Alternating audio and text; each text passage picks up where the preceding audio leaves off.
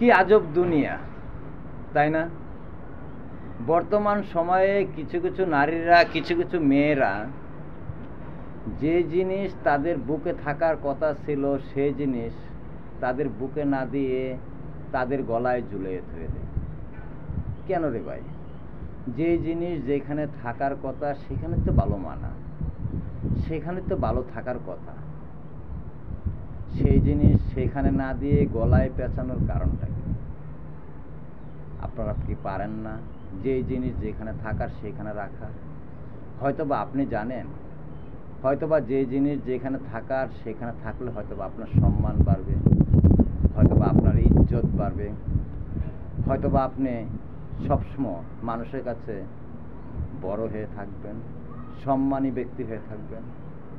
তা না করে কেন অসম্মানীর ব্যক্তি হয়ে থাকেন?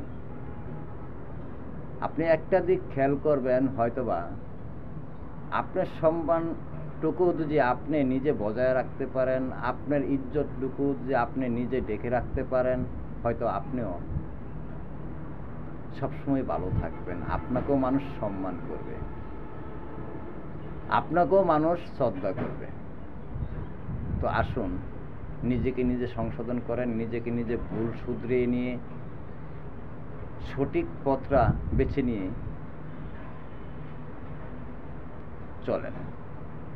চলার চেষ্টা করেন।